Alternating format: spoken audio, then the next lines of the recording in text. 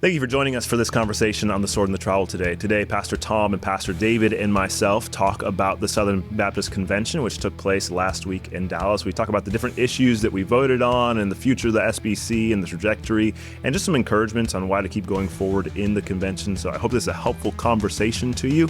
Stay tuned.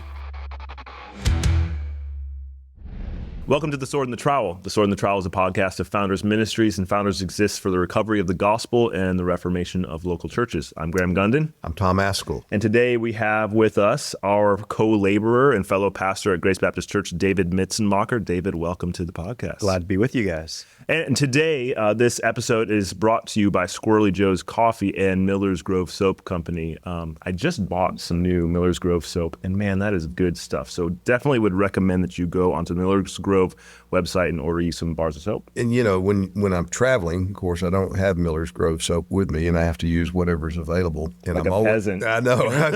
I'm reminded of how much I appreciate Miller's Grove soap. Same with the coffee. It's true as well. Well, today we want to do a bit of a recap of the Southern Baptist Convention this past week that took place in Dallas, Texas. And that's one of the reasons why we have Pastor David on with us. Pastor David was there with us at the Southern Baptist Convention and was a party to everything that was going on and had some good thoughts about what happened and some ways forward. I don't know if I'm okay with being a party to everything. We did have 11 messengers go this year from our church, and so we had some time to kind of plan and then to debrief, but we thought it'd be good to debrief here on this podcast because we've talked about the convention leading up to what took place in Dallas just a week ago. Yeah, so there were three major issues that we were concerned about going into this convention. And then there were a couple of lesser issues, but still important issues as well that we were concerned about as well. But the three major issues were the financial transparency in the Southern Baptist Convention, the abolition of the ERLC, and the Sanchez Amendment to clarify in our Constitution that we only will allow for male pastors in churches that cooperate with the Southern Baptist Convention. All three of those were important to us. All three of those that we voted on, all three of those went down in flames. I was 0 for 3 in my votes on those major issues. 0 for 4 if you include the one trying to get some light shed on what happened to Mike Stone a few years ago. So yeah, I felt like I lost a lot of major votes again this year. Again. That's been a theme for the last several years, it seems like. Yeah. So what happened, David? How did these votes fail? Oh man, I where to begin? I think one of the things that really to me was clear when you look at the fact that we had 10,000 plus messengers. 10,599. Wow. To be precise. To be precise. That's very precise. Yet when you saw the vote counts for the votes that went to ballot vote, I think one of the things we just need to reckon with, and I think, this may be unpopular to say, I think churches need to reckon with, is that half the messengers don't vote. Yeah. And I think it's a matter of stewardship for churches to start asking their messengers, hey, did y'all actually do business at the business meeting, or was this a class reunion with your seminary classmates and you went and got some great Tex-Mex and you got some booth swag? So we start with the fact that half the people showed up, couldn't be bothered to vote. Yeah. Then you end up with who's left in the room. And I think one of the things that's really tough is that there's just not an appetite to do business at the business meeting. And these are complex, messy issues. They're much less fun than singing along with Shane and Shane.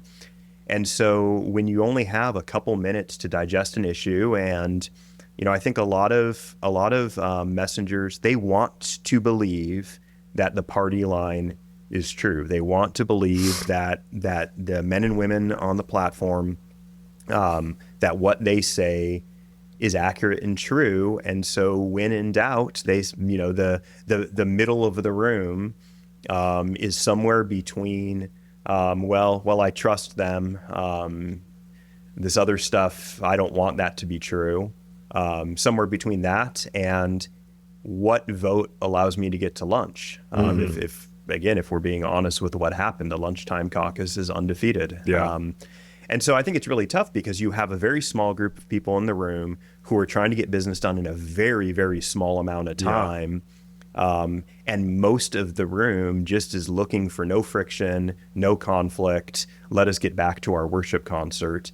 And you look at the nature of these 3 column 4 things that we were talking about, they're unpleasant things. It's unpleasant to say, hey, we trust our trustees, but we want to be able to evaluate the extent to which we ought to trust them. That feels bad. It certainly feels bad to say, we're done dealing with the divisiveness of the ERLC and something must change, so here's a shot across the bow. That doesn't feel good. The Sanchez Amendment, it doesn't feel good to say, hey, let's kick a bunch of churches out of the convention. And then certainly bringing transparency and truth to what happened with Mike Stone. There's something beneath the floorboards that I think many messengers would rather not know about. And so I think in a lot of ways we just have to deal with the fact that there's some apathy in the room. Yeah. And the point you make about the platform is crucial, because the platform, which stands to represent the powers that be, they're in control.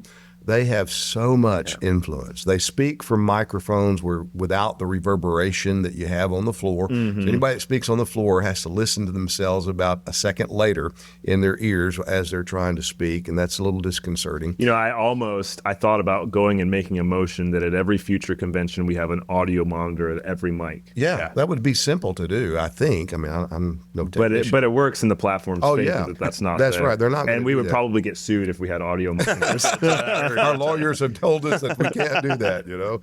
Yeah, and so this year, I mean, the force of the platform came from Jeff George. That's right. In other years, it's been from committee chairmen or people who have been up there for various reasons, like James Merritt. And you know, they just speak from the platform condescendingly, putting down the messengers, and everybody kind of supposed to get back in their place. And we saw it again this year, especially from Jeff George. Yeah, we didn't see it from the president, who was presiding over the meeting. Clint Presley, I think, did a really good, fair job in presiding over the meeting. But as someone else said, and I think it's a true observation, I think Clint did a good job in presiding. He did not lead. That's right. And I would love, I've never seen this happen. I would love one time to see a president of the SBC who is moderating the meeting and who is presiding over the meeting to call one of the platform speakers out of order, which he should have done with Jeff George. I mean, that would have been right, because one of the things that Jeff said, and I understand he said it twice, I missed the second one, is that if we do this, I just have to let you know our lawyers have told us we open ourselves up to liability. And, well, if that's true, then the lawyers are incompetent. Or if it's not true, then Jeff is stretching the truth some. But either way, it would have been appropriate for the moderator to say, explain this, or else, you know, you're out of order on this. Yeah, it was several times he came to the platform and kind of used litigious fears against the motions that were being made. That if we do this, we open ourselves up to liability, we will be sued. And he even implied that we were under some sort of lawsuit. I think this happened twice. Under some sort of lawsuit where there actually was no lawsuit that existed. He implied that we're under lawsuit, and if we do this, it's going to make it even worse. Yeah. So the first, let's take them one by one. So let's take the transparency issue, the 990 level transparency. And part of, I think it was his response to this was, oh my goodness, we open ourselves up to governmental control and da-da-da-da-da. Nobody's talking about filing a form with the government. That was crystal clear. Yeah, Rep Burns made that incredibly clear in his motion. Yeah, it's explicit in the language of the motion itself that these will not be filed with the government. Yeah, so and to suggest otherwise is disingenuous and deceitful. And it's just shameful to see that kind of deceit coming from the most powerful man in the SBC. Well, not only that, Jeff York disagrees with Jeff York, right? Jeff York wrote a book called The Character of Leadership. It's a good book. It's a fine book. And in that book, he makes the argument that it is a red flag for someone to not want financial transparency and oversight. So Jeff York disagrees with Jeff York on this issue. Yeah, it's fine when he's in a position of writing a book, wanting to talk about principles, but whenever he's in the position of, oh no, if the lights get turned on, there's going to be some things perhaps discovered that nobody wants discovered. So we've got to weaponize fear in order to keep the messengers from doing what the messengers should have done. Yeah, there was a moment of what I think actually was some accidental truthfulness, where he implied, and I'm summarizing, he implied, if we are transparent and we give you access to this information, you're going to get upset and you're going to want us to make changes, and we're just going to say no. Yeah. So why bother? You don't have the power to make any changes you would want to make anyway, so there's no point in us having financial transparency. That's basically what he said. Yeah, why get yourself all worked up? And then it was interesting because one of the appeals from the floor against transparency essentially was, we don't want to turn the business meeting into a business meeting. Yes. And it's terrible. I think that probably captured the view of a not insignificant number of messengers. Those two things. The number one, I do think there are people, and I get this, who don't want to know because they know it's going to make them mad and they know that nothing's going to change. So why invite that much heartburn? But I think it goes back to, what is cooperation? What does it mean to be a messenger? That's what we're there to do. We're not there for concerts. We're not there for pep talks. We're there to steward this cooperation together. And so, step one is we see what's underneath the floorboards, and step two is we get to work cleaning it up. Yeah. I got the impression about after every business session in the convention this year, that the convention itself, the convention of messengers, are completely redundant. Yeah. There's no need Right. for a convention of messengers. We already have trustees. There's no need for a convention of messengers. We already have entity heads. There's no need for a convention of messengers. We already have the executive committee. We don't need your input. And the president of the North American Mission Board basically said this. Somebody came and complained from the floor. Basically, they were given a task from the messengers last year to do something, and they didn't do it. They didn't come back and report on it this year. And Kevin Ezell, the president of the North American Mission Board, basically said, we take those recommendations. We don't have to follow those recommendations. Yeah, we considered the recommendation to give a report on what church plants look like 10 years after the fact, but we decided that we didn't need to report out that information. They did report out the 89% success rate of church plants after 4 years. What he didn't say is that at 4 years, you're still getting money from them in your church plant. And so it's just disingenuous. And I think the messengers at this point have become completely disenfranchised. Yeah, and that's indicative of the fact of how many churches actually showed up or sent messengers. 3,899 churches were represented among those messengers. Now, that's about half of what's normal, at least the last time I was checking. Usually we'd have about 8,000 or so churches represented, and now we had less than half of that in Dallas, Texas. Right, in Dallas, which is not only the heart of Southern Baptist land, but also the easiest city in the United States to get to.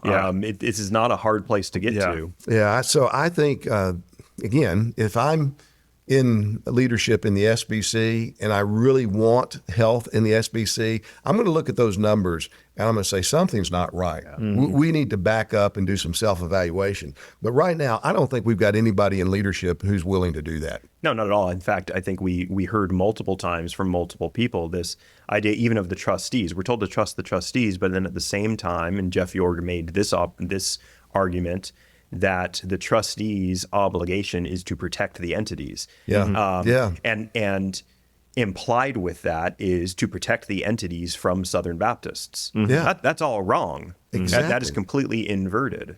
Yeah, the trustees are to hold the entities accountable in trust in behalf of the churches. And that whole approach and understanding has been inverted in the last many years. And, some things have gone well in many respects over the last 30 years and in some regards, but over the last 7 or 8, 9, 10 years or so, we've begun to see this downgrade again through liberalism and whether you call it a drift unintentionally or a shift intentionally, we've gone leftward, and leftward interests have gotten their hooks into the SBC, and we are being drawn down pathways. I'm still convinced that the salt of the earth, Southern Baptist Church pastors and members, if they knew, would not stand for it. And again, less than 4,000 of our churches represented. How many churches we got? 45, 46, 47,000? Yeah. Can you imagine if you could wake up 10% of those churches that haven't ever sent messengers to the SBC and say, this is what's going on with your cooperative program dollars that you've been faithfully giving, that your parents gave, that your grandparents gave, that your great-grandparents gave. This is what's being done with your money. Would you not show up in Orlando next year and simply vote to say, stop this rampant runaway directions that we're heading? I think you'd get a positive response to that. Are you a Christian struggling to find companies that align with your values and beliefs? Squirrely Joe's has you covered for all of your coffee needs. All of their coffee is hand-selected and roasted fresh every day by a family of fellow believers. Try them out and you'll savor exceptional coffee while knowing that your investment supports a company committed to following God's teachings and upholding truth and righteousness, ensuring your hard-earned money contributes to the growth of God's kingdom.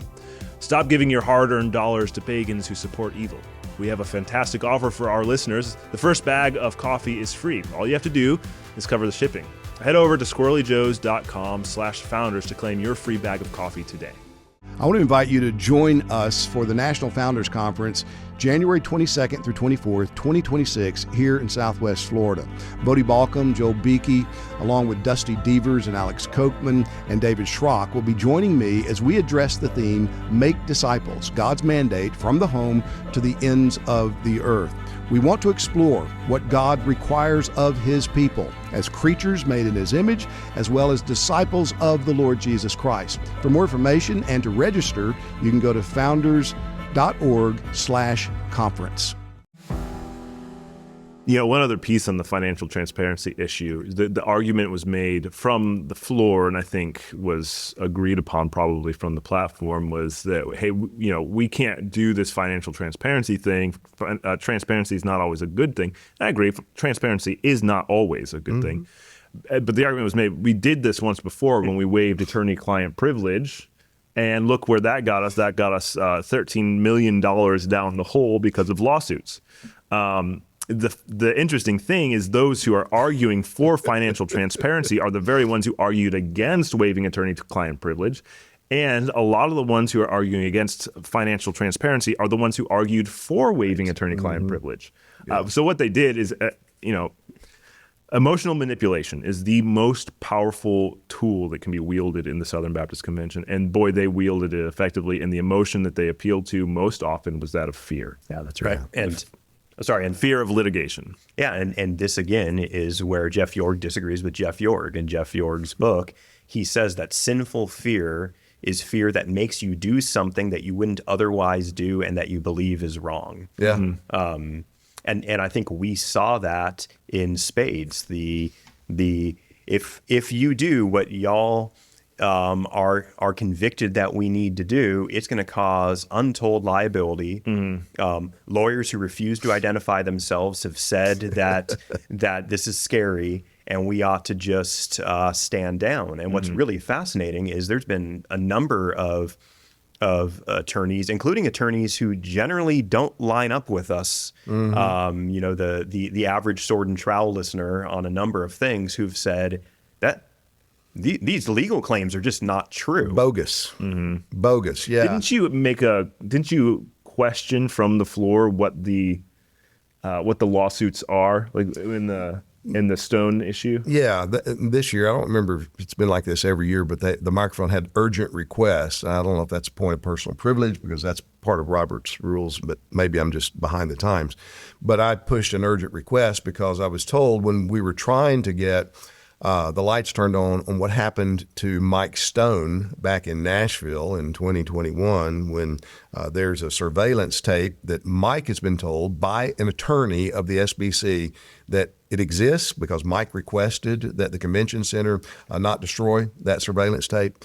And the attorney said he had seen it and he said, this mic shows that what you've argued took place between you and this sex abuse survivor who says that Mike spoke harshly to her. He said, this shows that what you said is true, your depiction of that event. So when I was asking or trying to get this in front of the messengers so that we could vote, yes, this ought to be done, Jeff George said, well, we can't have a task force because of the ongoing litigation related to this case.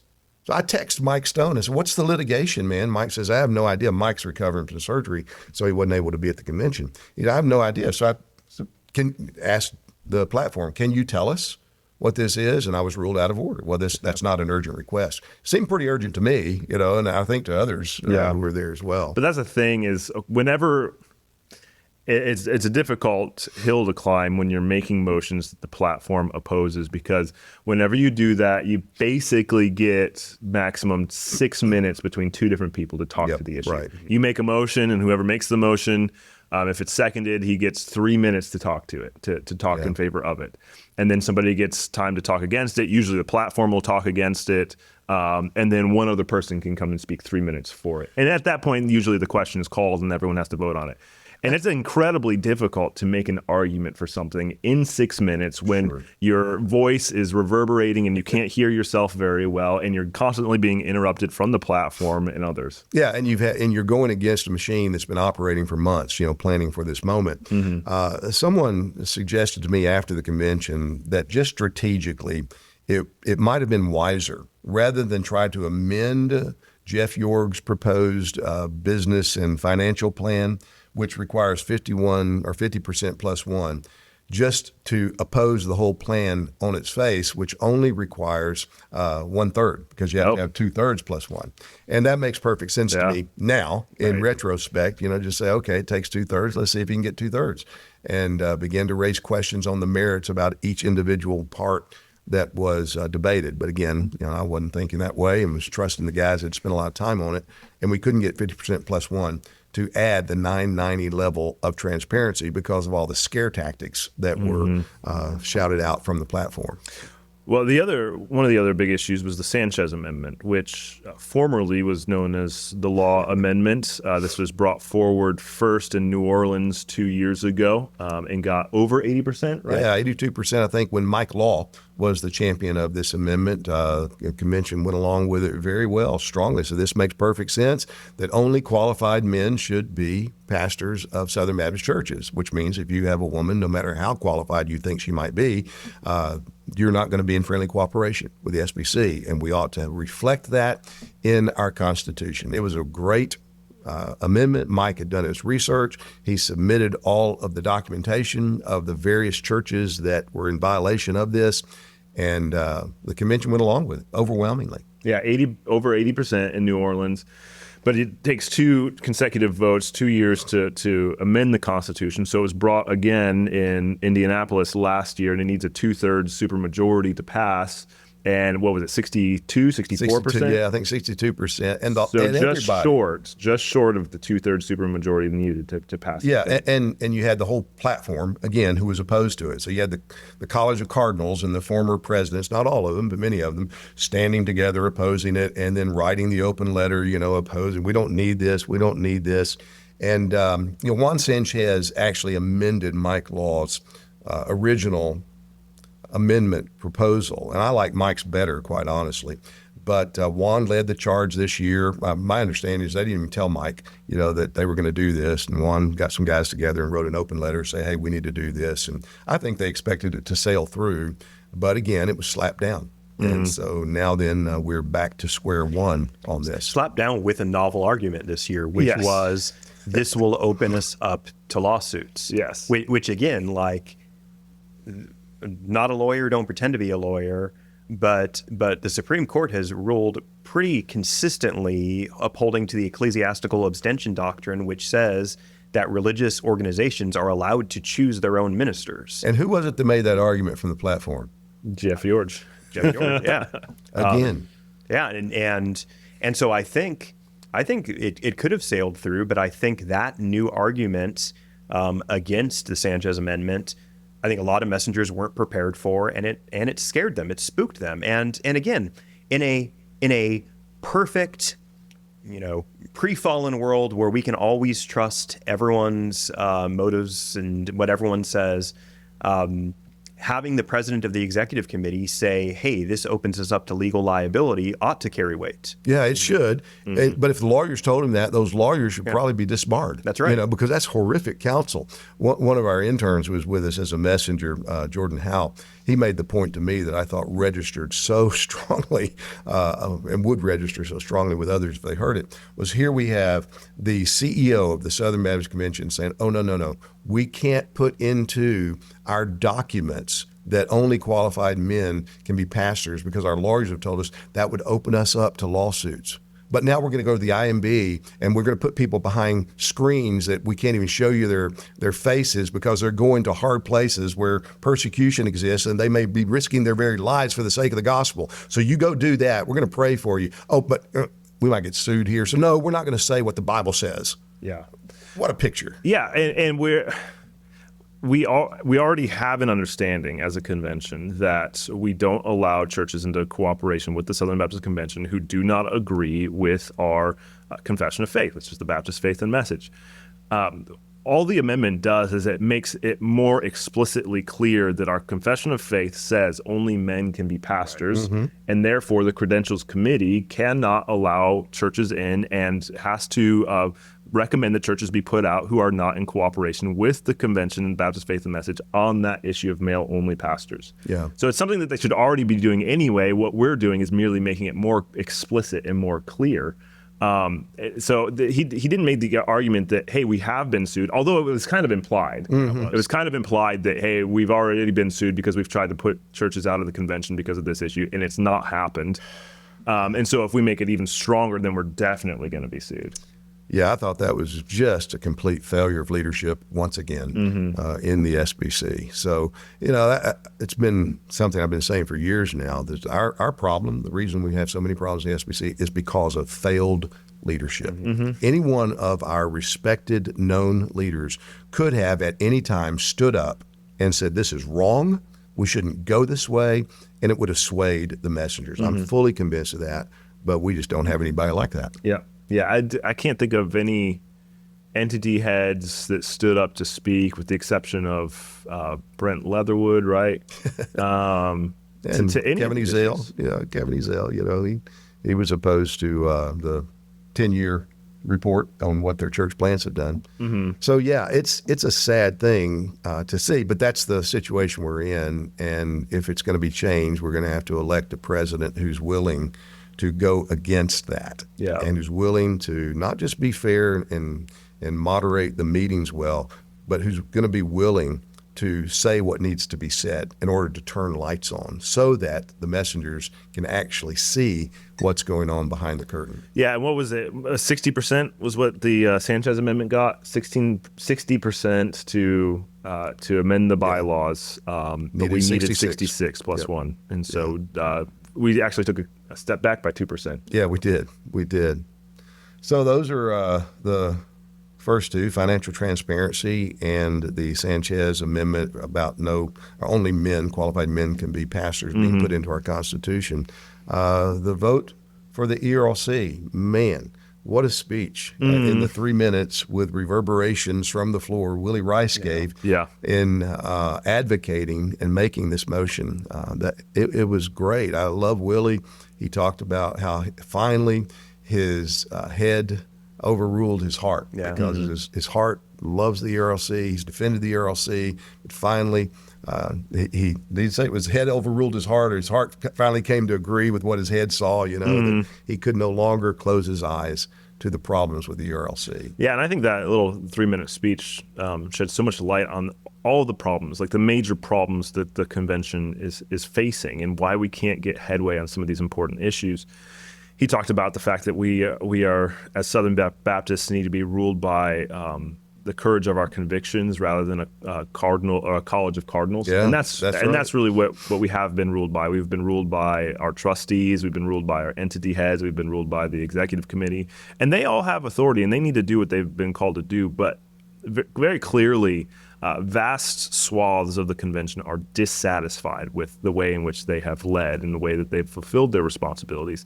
And so then he came and he finished that speech with B.H. Carroll's deathbed words to, if there's a problem in Southwestern Seminary, you tell it to the faculty. And if the faculty refuses to listen, you tell it to the trustees. And if the trustees fail to listen, you tell it to the convention. And as the convention fails to listen, you tell it to Baptist churches. Yeah. And the convention is trying to get a hearing when it comes to the way in which these entities need to go. And time and time again, we're blocked from getting that hearing. Yeah.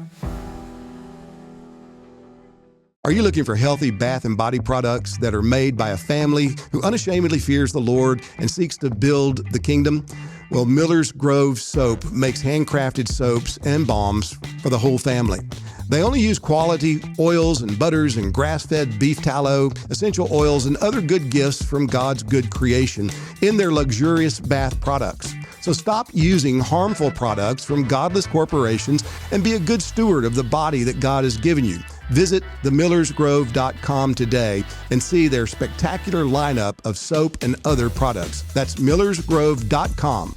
Listeners to the Sword and Trowel can use code FOUNDERS at checkout for a 10% discount on your first purchase. Remember, life is short, fear God, build His kingdom, and use the good soap, which is Miller's Grove Soap. What if our understanding of Christianity and politics is fundamentally flawed? King of Kings, a reform guide to Christian government, is the result of needing to rethink political theology in recent years. In it, Pastor James Baird presents a bold and compelling case for a radical proposition that governments must promote Christianity as the only true religion. Drawing from Scripture, the Reformed Confessions, and the insights of the American founders, this concise but powerful primer offers a clear and urgent call to Christians. It's short enough to read in one sitting. It provides a gateway into a rich tradition that many have forgotten, and a vision for recovering it today. You can order your copy today at press.founders.org. David, you've written a lot about the ERLC. You've researched it a lot. You've uncovered a lot. You've brought things to light. How do you assess what took place? I thought Pastor Rice's speech from the floor was magnificent. It was brave. Mm-hmm. It was right. It was true. It was 3 minutes. Yeah. Mm-hmm. What he was going up against was a about 3-month PR campaign paid for by cooperative dollars, where friendly pastors who just happened to write for the state Baptist papers or whatnot were flown in for essentially the same type of meeting that many of us went to when we were in 5th grade and took some photos with congressmen.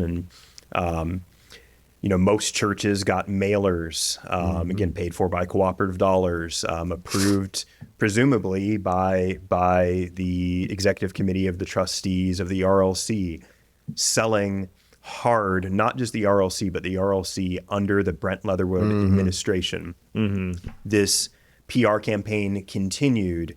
Obviously, as is their right, they got to give their update from the platform about how important everything that they do is, and this idea that that the ERLC is the reason why Planned Parenthood is being defunded because they've been such friends to the Trump administration, clearly. And then the morning of the vote, the ERLC was able to send emails to messengers instructing them when to be in the room and how to vote. And then when those messengers came into the room to vote, on their seats was literature from the ERLC, again, not just talking about how great and wonderful they are, but specifically how great and wonderful they are under the Brent Leatherwood administration. Mm-hmm. And claiming wins for just about everything that they have not accomplished. That's right. Absolutely. And so as powerful as Willie's speech was, man, he had to overcome a machine. And then you step back and say,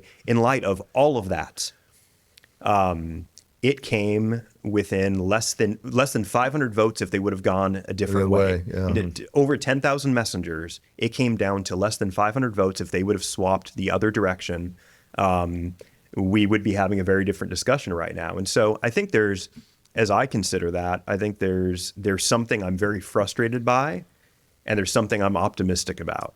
Mm-hmm. I'm very frustrated that after all of that went down, the ERLC, true to form, sent out a letter celebrating that Southern Baptist affirmed the important work that they're doing. They love us. They really love us. Yeah, just no acknowledgement of the fact that less than 500.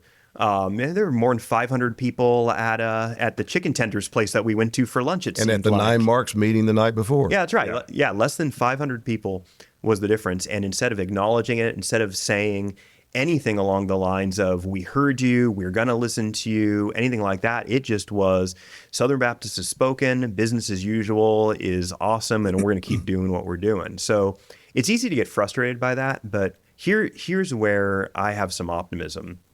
Last year, Tom, you made a similar motion, and it was voted on via raised ballot voting. And it's been fascinating in that I think the consensus is that the vote was somewhere between 30-40% to abolish. Mm-hmm. Yeah, at that time a year ago. Well, I have on someone very trustworthy who has shared that there are trustees of the ERLC who have said that they believe that it was 10% who voted in favor of abolishing. So kudos to President Presley, who called for a ballot vote, a written ballot vote.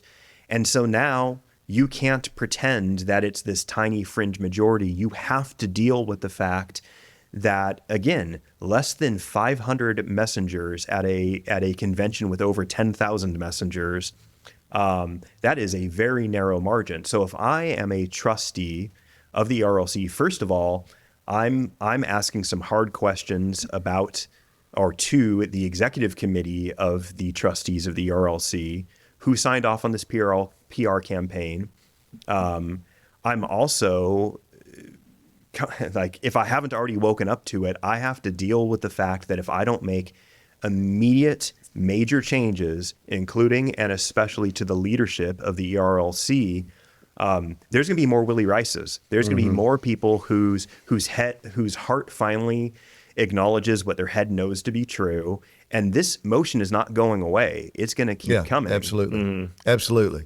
Yeah. And 43% of the voting messengers voted to abolish the ERLC. You don't take a victory lap if you're the ERLC after that. And the night before, the reason I brought up 9 Marks is because somebody told me, I didn't go to the meeting, 9 Marks at 9, that they handed out that same brochure by the ERLC about how great the ERLC is. And then Jonathan Lehman, and I confirmed with him to make sure he said this, it wasn't just hearsay, said, we're agnostic about the ERLC. Well, you can't be agnostic about the ERLC. And you can't be agnostic about the ERLC, and you certainly can't be agnostic and hand out literature. Like the Gideons are not agnostic when they hand you a Bible. That's right. So I mean, it only takes a few hundred more and to have flipped that vote, and we didn't get it, but it'll come up. It's not going away. Next year, it'll be another motion. I guarantee you. If nobody else does it, I'll do it. No, and I think in the meantime, I think Southern Baptists, again, take it to the churches. Southern Baptists need to be reaching out to the trustees, especially the trustee from their state of the RLC, and demanding that the trustees take these concerns seriously. Even if you are in those who voted against abolishing the ERLC, you have to acknowledge the fact. You may think we're wrong. You may think that we are completely out to lunch. But at a certain point, you have to go to the trustees and say, will you just listen to these guys? Yeah. Will Brent just call Tom Ascol? Yeah. We're tired of dealing with this. Will you guys just hear them out and try to do something that they're calling you to do? Because otherwise, again, we're going to keep dealing with this year in and year out. And you look at the trend, it is not trending in a positive direction for the ERLC. And like I said, I am fully convinced that there's going to be more Willie Rices who don't want this to be true. Yeah. We ought to talk about the things that encourage us. There are a lot of encouragements there, too. No blackpilling. No. And in fact, I mean, the way we as a church operate, Southern Baptist is not our identity. Right. I think that's the best Southern Baptist church, is the ones who realize being Southern Baptist is not your identity. You're a local headquarters in the kingdom of God. Jesus Christ is Lord over your local congregation. That's the way we operate here. And so the people that are outside the SBC often will complain, how can you dare stay in the SBC? Well, because we don't value and think about the identity of SBC the way you do. You know, we are the best kind of Southern Baptists in that we cooperate where we can for good purposes, but we don't, our identity, our existence isn't based upon this connection of local churches. But man, we had a booth there. Founders Ministries had a booth, New Founders Seminary, and the Institute of Public Theology was part of that. And the traffic was overwhelming. We gave out 1,200 copies of Tom Hicks' new book, What is a Reformed Baptist? We gave out a lot of your books as well, David, and I forget what else, but just over 2,000 pieces of literature that we go, 500 copies of this little board book that Sarah Ascol wrote for children. It was wonderful, incredible conversations. And we were all at the booth at different times. Any particular conversation or kind of a general flow of conversation that stands out to you from your time in the booth? Yeah, I had some good conversations, doctrinal conversations with people, and had the opportunity to talk about maybe some future collaboration on some different issues that are really important to Reformed Baptists and many Southern Baptists as well. So just that opportunity alone, I think, was valuable. And then just being able to be encouraged by and encourage other Southern Baptist pastors from around the country, around the world, who are doing what the Lord's called us to do as ministers of the gospel and proclaiming the gospel and leading local churches. Yeah, I think very similar. Had some very encouraging conversations about churches that are doing the hard work, and they've been encouraged by the work of founders, and they encourage the work of founders, and so that was wonderful. And then theologically, I think one of the things that I heard over and over again was the need to get law and gospel right. In fact, one of the things I was encouraged by that happened from the platform, it's very easy for us to get caught up in kind of the intramural debates. I like reading the secular newspapers after the convention. Yeah. The big takeaway was Southern Baptists are opposed to gay marriage, like bringing and pornography and pornography, like bringing law to the public square.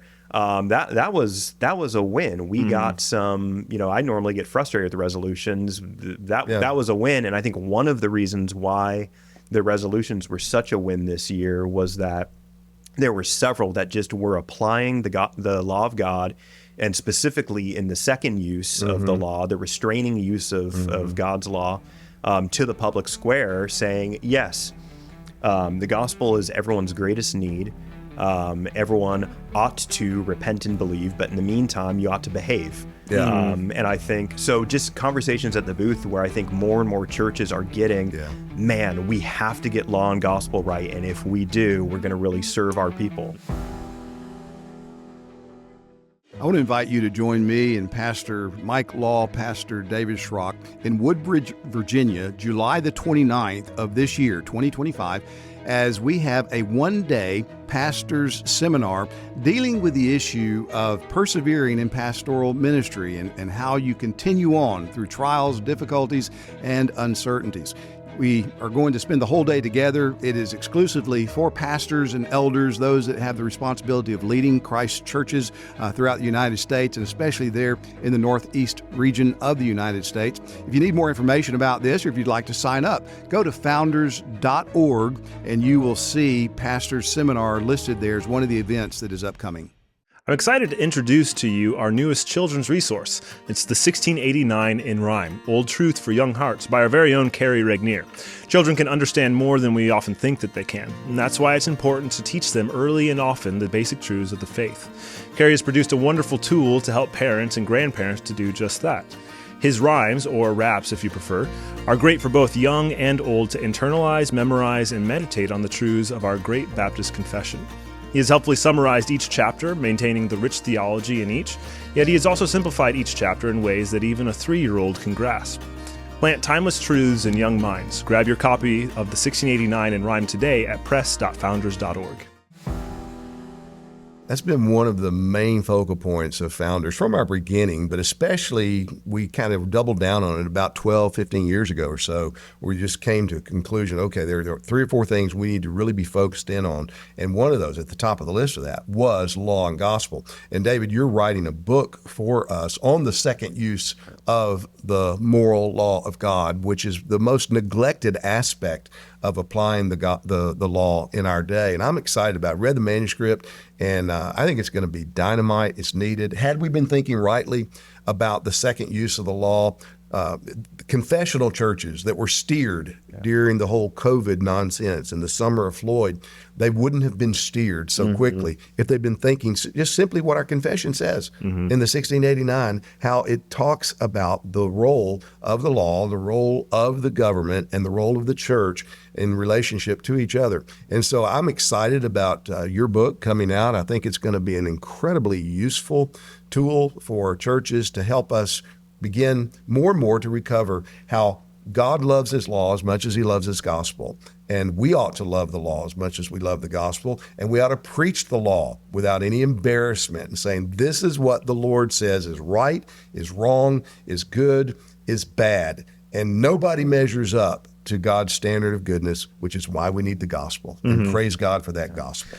Yeah, one other thing that I think was encouraging is something that was very clearly an emphasis for Clint Presley, and that was emphasizing the importance of right doctrine.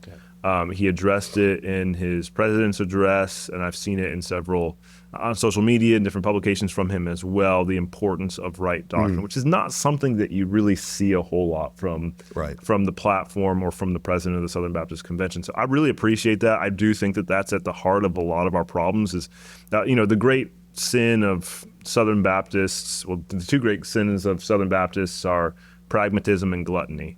And because we're so pragmatic about evangelism, and evangelism is a wonderful thing, and that's one of the main reasons that we partner is for missions and evangelism. But everything, all convictions are all put aside for the sake of how can we be more effective in evangelism. And so pragmatism is one of our great sins, has led us astray in so many ways.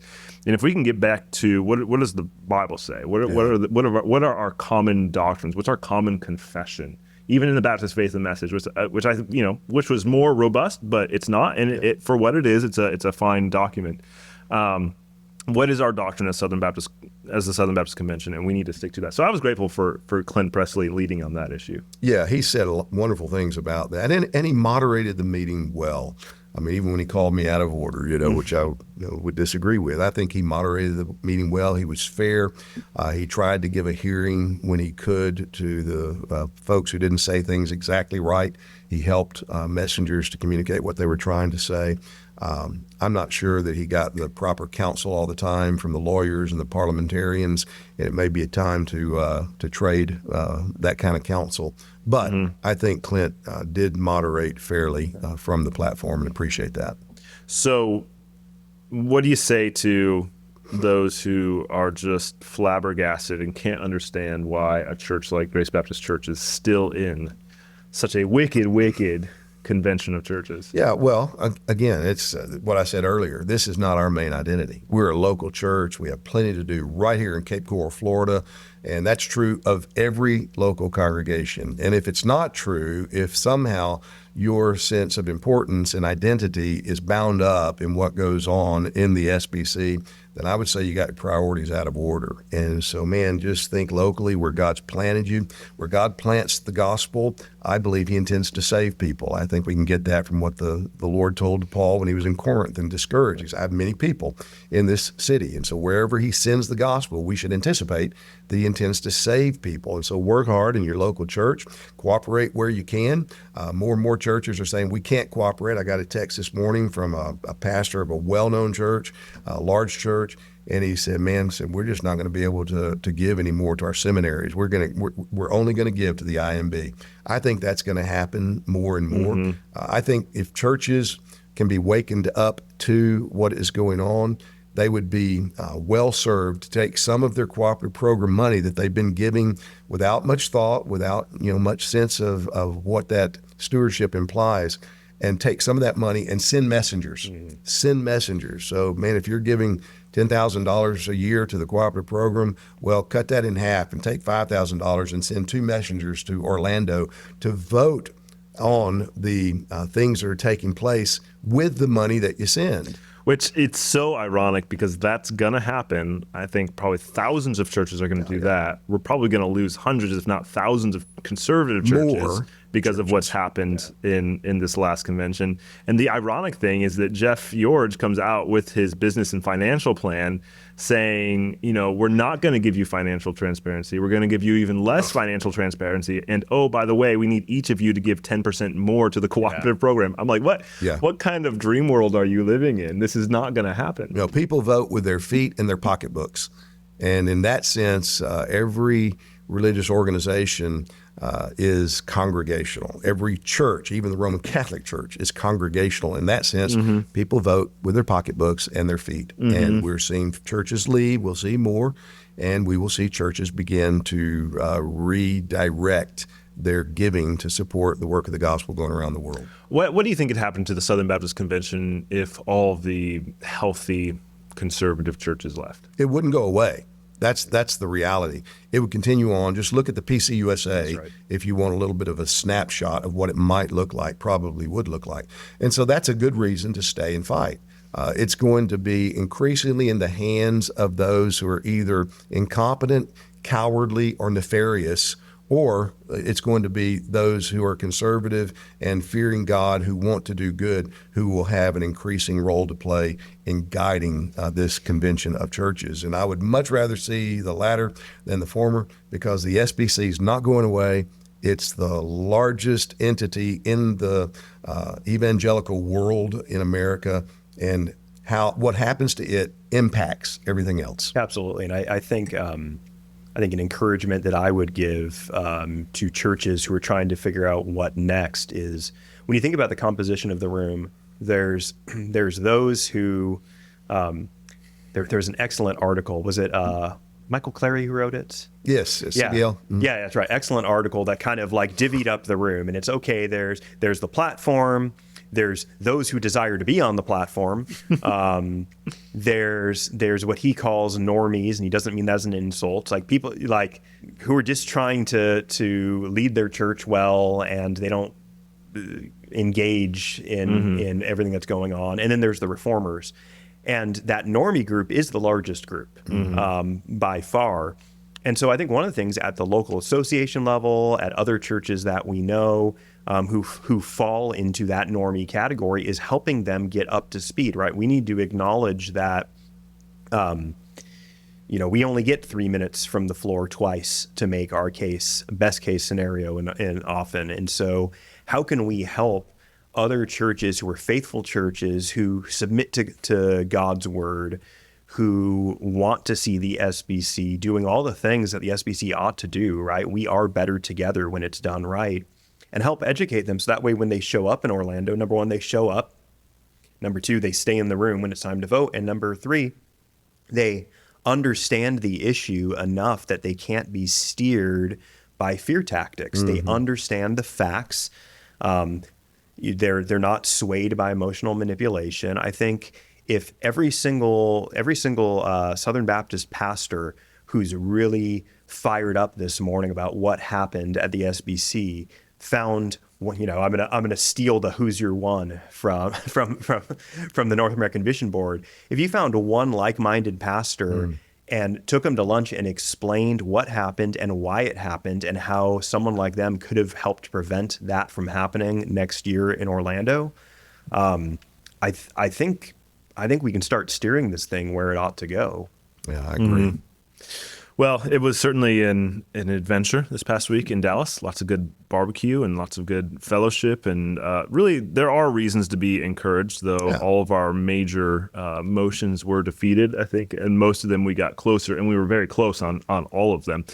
Next year, it's in our backyard. It's in Orlando. Orlando. And Florida Baptists are more conservative than Texas Baptists, at least from what I hear. And that's going to be a lot of fun. Founders are going to have a big presence that year. And so we'd encourage all you Southern Baptist churches, Southern Baptist pastors to really consider making it out to Orlando this next year for the Southern Baptist Convention. And that's going to be it for us today. If you have thoughts or questions about what happened at the Southern Baptist Convention, reach out to us, send us an email, reach out to us on social media as well. Thank you for joining us for this conversation of the Sword and the Trowel today. I hope it was helpful to you. If it was, like and subscribe and share with friends as well, and we will see you next time.